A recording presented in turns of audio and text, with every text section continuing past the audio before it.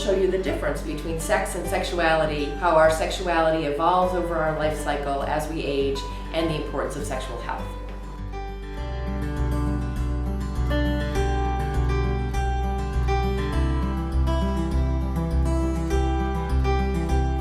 So in order to talk about successful aging, we need to talk about successful aging, because we need to learn about the role that intimacy and expressing our sexuality throughout our lives contributes to healthy, fulfilling aging.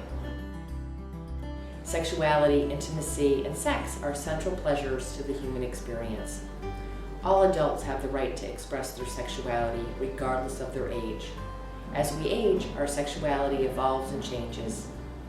Often, however, older adults are seen as being too old for sex. Sex and sexuality are multifaceted and much more than what's below the waist and in between the legs.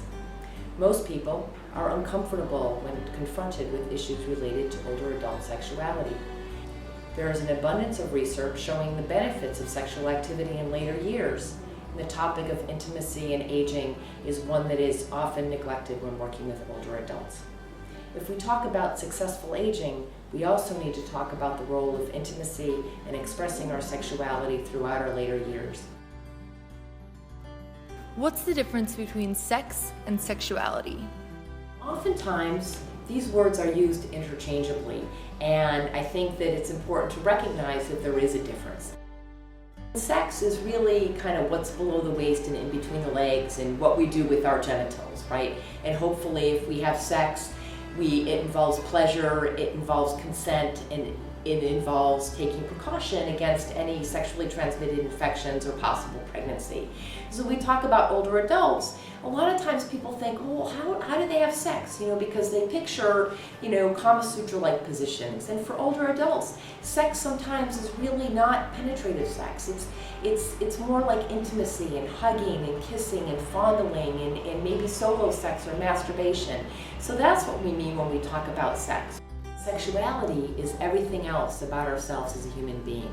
And when I talk about sexuality with older adults, with anyone, I like to use Circles of Sexuality model developed by Dennis Daly to talk about that. And that model has 5 circles, and the titles of the circles are intimacy, sensuality, gender identity, sexual health and reproduction, and sexualization.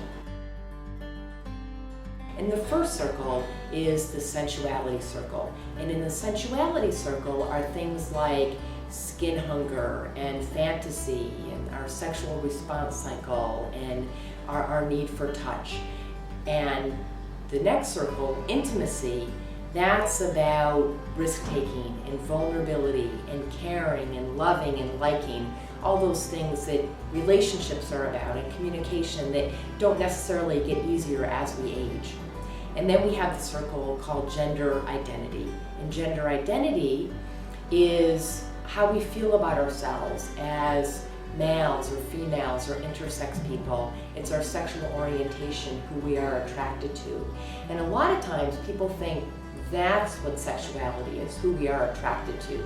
But again, it's more than just who we are attracted to. And a lot of times for older adults, they may be coming out later in life, or they may be transitioning, their gender identity may be shifting as they age. And the next circle is reproductive and sexual health. And a lot of times when we talk about sex, those are where the messages come from. So really like a disease model or STI prevention or HIV prevention or pregnancy prevention. And that's an important part of the message, but that's not everything about ourselves as we age. And then our last circle is the sexualization circle. And this is the circle when sex is used in not such a positive way, when it's used to control or manipulate other people. And we know with older adults that the issue of elder abuse is very real, and sometimes sexual abuse tactics are used for that. So in the circles of sexuality, all the circles are touching each other. So one circle is not exclusive from the other. It's everything about ourselves as human beings. A lot of times, we as older adults internalize the messages that come from the media saying that sex is only for the young and beautiful, but it's also for the old and wrinkled. So the importance of doing this work is to really validate that we are sexual beings from the time we're born until the day we die, and that the need for intimacy is ageless.